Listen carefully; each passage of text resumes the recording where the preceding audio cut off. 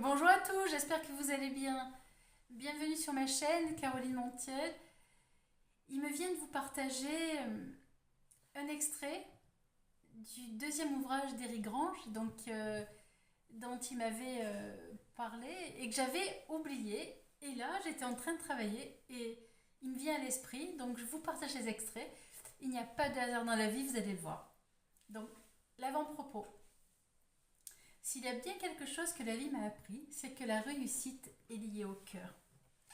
Cela ne peut être que l'amour pour soi, même pour l'autre, pour la vie, qui permet aux forces invisibles de nous guider chaque jour un peu plus vers notre juste place, avec comme corollaire notre naturelle prospérité.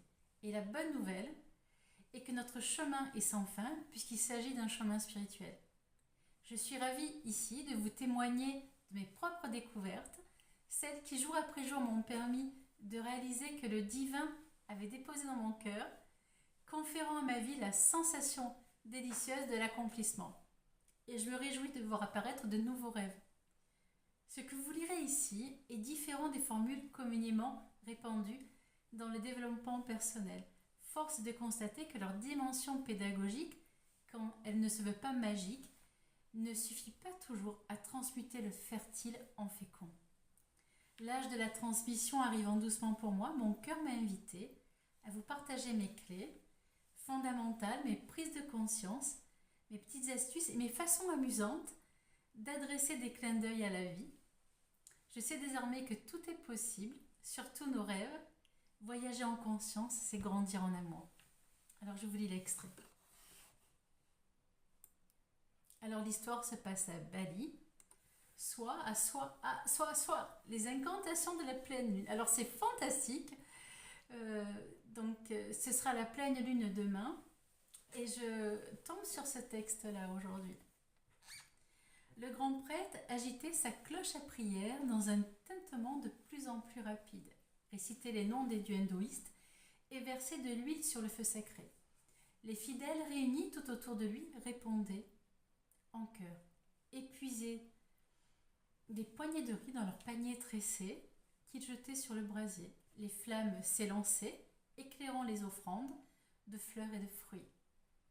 L'ombre des feuilles d'ananas s'animait comme les cheveux rebelles d'un lutin. Les mantras, les mouvements rythmés agissaient sur l'assemblée qui entrait progressivement en transe.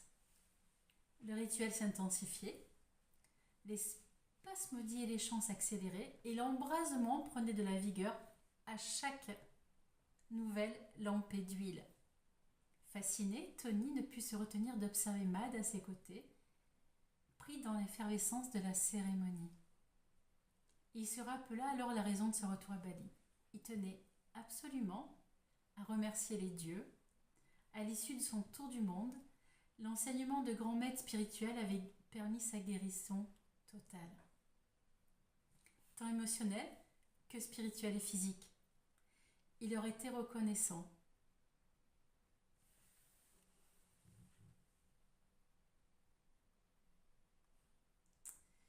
Cela me permet de vous partager ceci. C'est qu'une des lois fondamentales que l'on a tendance à oublier, c'est la gratitude. La gratitude, elle ouvre notre cœur et elle nous permet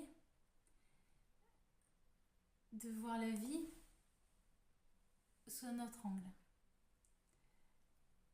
Et quand on se connecte à cette gratitude, on a bien conscience ce qui se passe en nous. Testez, vous verrez.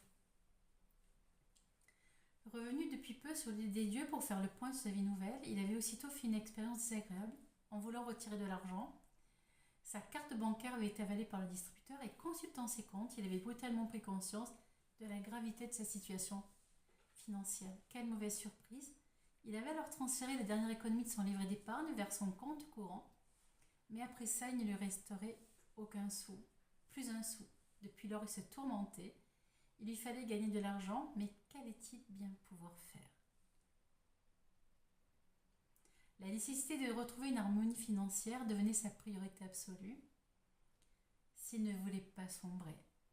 Pendant des années, il s'était morfendu dans un travail administratif sans saveur, enfermé dans un bureau qui ressemblait plutôt à un placard étriqué, discret, passant inaperçu, il s'était conformé à la médiocrité ambiante, remplie d'hypocrisie. Il s'était senti étouffé, hors de question d'y revenir. Il n'avait pas guéri d'une cardiopathie congénitale, prétendument inopérable, et dont l'issue, selon les plus grands professeurs, aurait dû s'avérer fatale pour reprendre une carrière sclérosante dans l'administration et revivre cette époque maudite. Maintenant qu'il avait goûté aux espaces infinis, qu'il avait été initié à la spiritualité des grands sages, il lui fallait trouver une autre voie professionnelle plus en harmonie avec l'homme qu'il était devenu. Ce que Éric Grange nous partage, c'est que on a des moments dans la vie où la maladie ou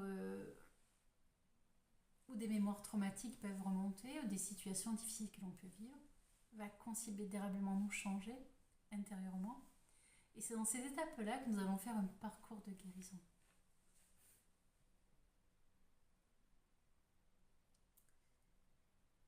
Il se devait bien ça, mais il se sentirait aussi plus à l'aise vis-à-vis de Jasmine, sa merveilleuse compagne avec laquelle il avait passé des semaines enchanteresses au Caire. Elle avait réussi à concilier son travail et sa passion, avec en prime le plaisir de voyager. Pourquoi ne serait-il pas capable d'en faire autant? En plus d'avoir ravi son cœur, Yasmine pourrait être une formidable source d'inspiration. Tony s'était confié à Mad, le fils de la propriétaire des chambres d'hôtes, où il séjournait quand il était à Bali. Ce dernier était devenu un ami précieux, presque un confident, au fil de ce séjour sur l'île des dieux, dont la douceur spirituelle agissait comme un baume sur son âme. Il s'était progressivement ouvert aux autres, avait laissé l'amitié pénétrer son cœur, et comptait aujourd'hui de nombreux amis. Mad, plutôt que de s'apitoyer sur le sort de Tony, avait réagi avec une joyeuse vivacité. Je sais exactement par quoi il te faut commencer. Tu vas suivre avec nous le rituel de la prospérité et d'abondance.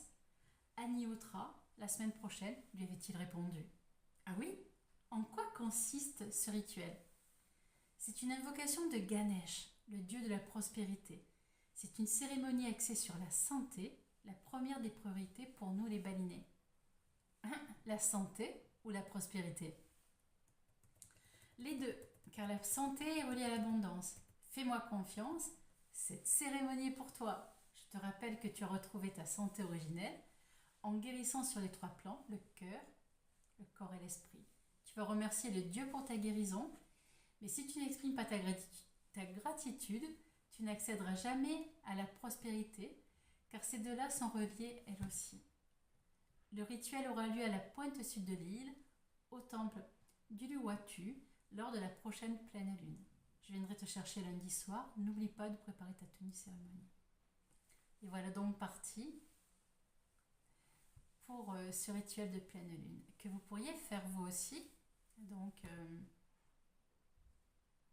demain, en invoquant, selon vos croyances, qui vous voulez, en étant connecté à votre cœur et en remerciant tout ce que vous avez vécu qui vous a permis d'être la personne que vous êtes devenue aujourd'hui. Le jour dit, à la nuit tombée, Mad est arrivé en scooter. Ensemble, ils avaient parcouru la 40aine de kilomètres qui les séparaient à Luluwatu. Comme tous les trajets sur l'île, serpentant à travers les villages, celui-ci fut épique. En raison de l'étroitesse des routes, les camions passaient à 5 cm du scooter. Soudain, un bus rebondit sur une ornière et frôla la jambe de Tony, qui fut parcourue de sueur froide. L'arrivée à Uluwatu et la vue spectaculaire et du temple perché tout en haut de la falaise effacèrent cependant ses frayeurs. Dressés à l'extrémité de la pointe, les 9 toits coniques se découpaient majestueusement sur la mer, auréolée par la clarté de la pleine lune. Émerveillé, Tony admirait aussi la beauté des balinais, venus participer au rituel. Les femmes vêtues d'un sarong, une sorte de pagne et d'une kebaya de dentelle, soulignaient leur taille par une ceinture de couleurs vives, leurs cheveux savamment coiffés en chignon qui dégageaient leur nuque gracile. L'espace d'un instant, Tony pensa à Yasmine, à son abondante chevelure, quand elle a détaché dans l'intimité de leur nuit. Il sentit son cœur se dilater à l'évocation de ce doux souvenir. Les hommes portaient aussi le sarong, une simple chemise blanche, immaculée sur le front, le hudong, un turban séparé en 2 pétales, l'un symbolisant le bien, l'autre le mal. Je vous dirais, en vous lisant cet extrait, que Tony, en se connectant à l'amour qu'il a pour Yasmine, va ouvrir son cœur. Cette gratitude arrive en lui et son cœur s'ouvre. Très souvent, quand on aime quelqu'un, c'est vraiment ce qui se passe. On est en gratitude de connaître ces personnes, de partager ces expériences avec eux. Et le turban qui est séparé en 2 pétales, l'un symbolisant le bien et l'autre le mal, ça pourrait symboliser pour moi le yin et le yang, les parties qui sont en nous. Quand elles sont équilibrées, elles vont nous permettre de vivre harmonieusement. Quand toutes les facettes en nous sont déséquilibrées, on va basculer dans nos forces sombres et dans nos forces lumineuses. Impressionnée et excitée à la fois, comme avant chacune des cérémonies auxquelles elle avait été initiée, Tony suivait Mad qui leur trouva 2 places à proximité du grand prêtre. Les fidèles s'étaient installés au sol en position du lotus. Les pedandas avaient allumé le feu et agitaient déjà leurs clochettes à prière en spasmodiant. Une multitude de paniers d'offrandes débordant de fleurs, de riz, de fruits, de divers objets sacrés avaient été déposés autour du foyer. Les 2 amis eurent à peine le temps de prendre place que le grand prêtre apparut en récitant sa litanie. La cérémonie pouvait commencer.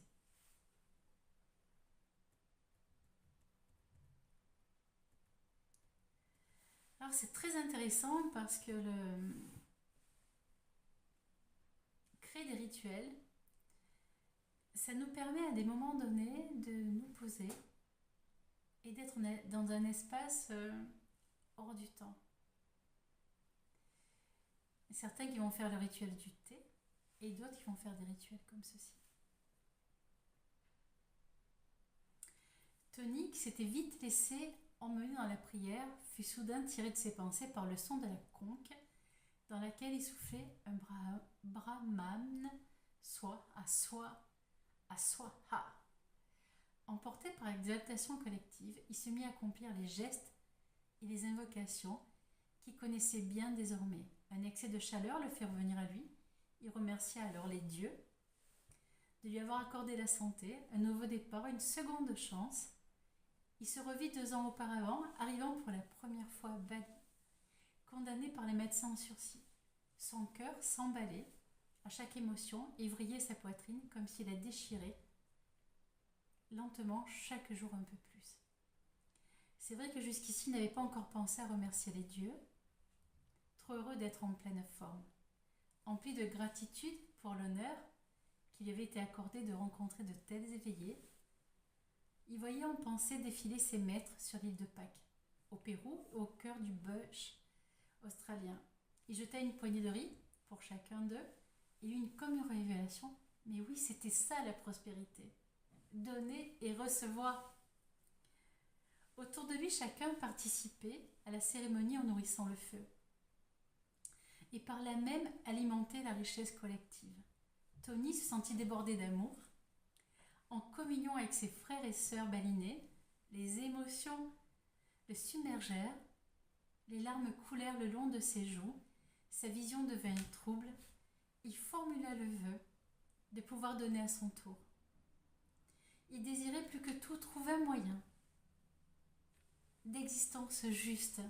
Il savait désormais que cela seul lui serait réellement profitable. Il décida de tout mettre en œuvre pour trouver sans tarder sa véritable mission de vie. Alors c'est vraiment une étape importante parce que quand on est en pleine transformation personnelle, on a vécu des traumatismes, quels qu'ils soient, que ce soit au niveau de la santé, au niveau de notre corps, de notre esprit.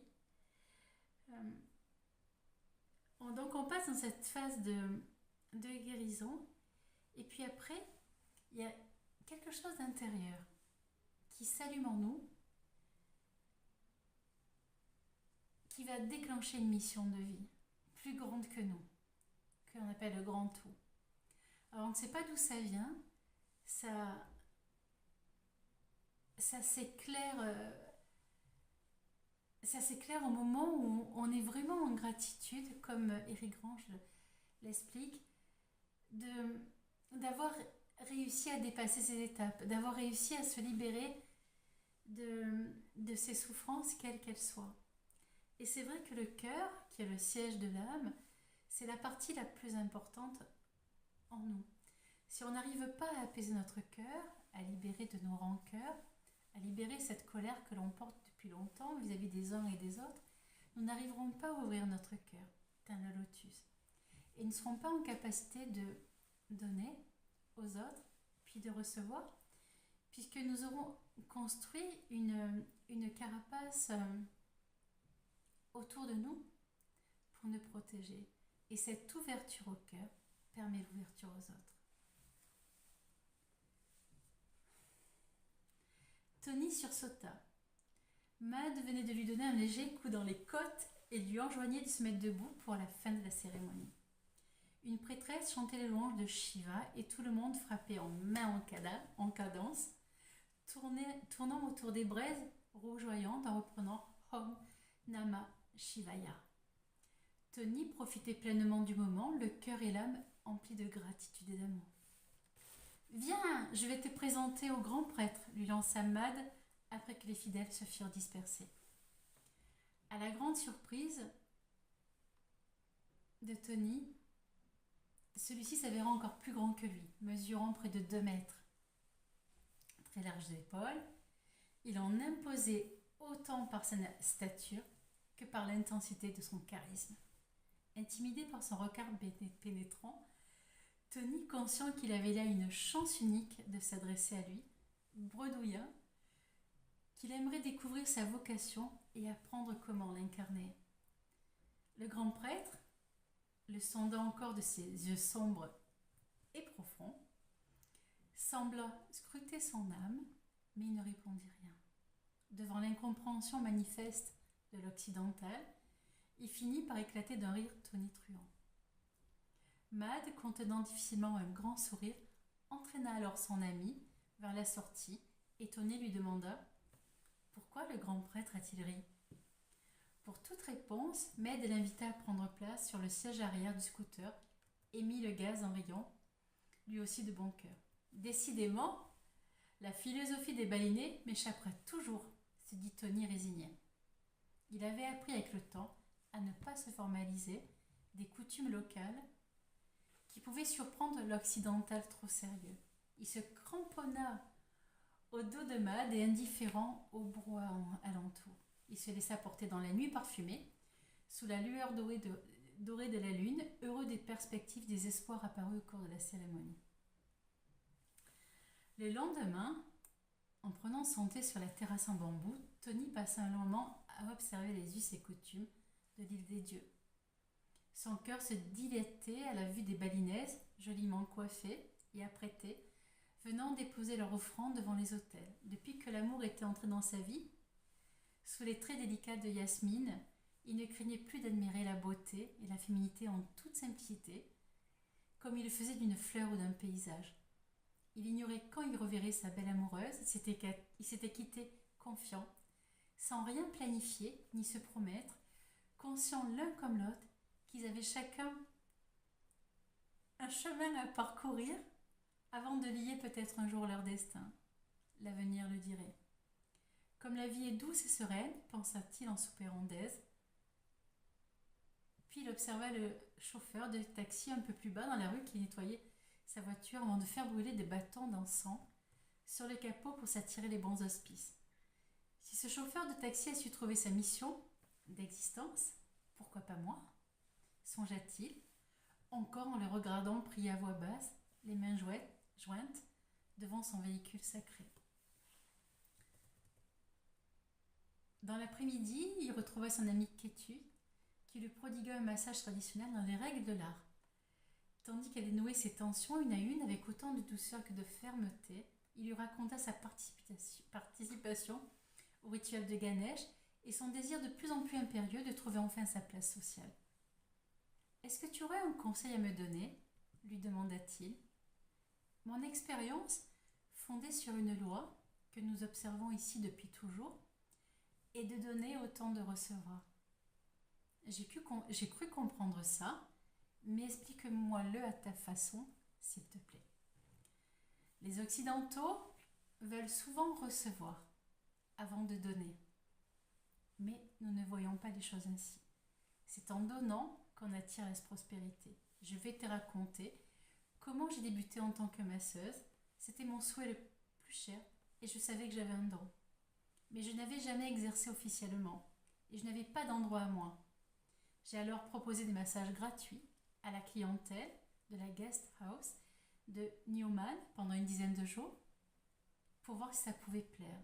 On a installé une table de massage dans un local dédié aux archives en cachant les... Voilà. L'histoire se termine ainsi. Alors je découvre cet extrait parce que je ne l'ai pas lu. Je l'ai lu en même temps qu'en vous le partageant. J'ai eu des surprises, moi aussi. Et en fait, si on devait retenir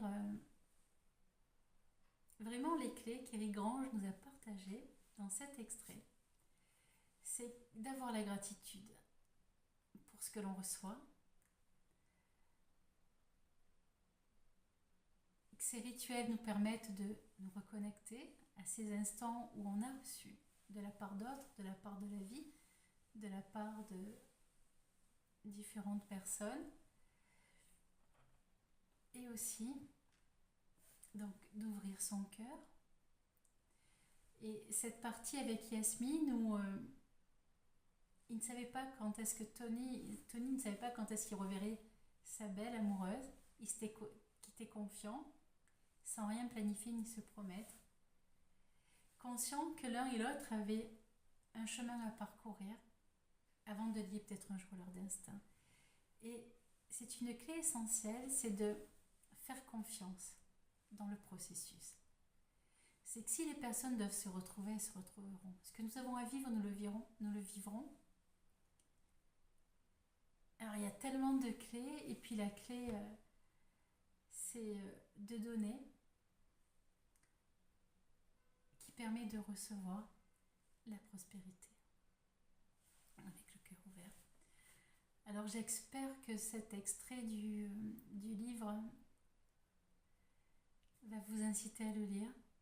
Éric Grange, dans ses livres, met énormément de clés.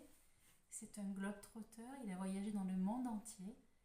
Il est le fondateur d'Oasis Voyage.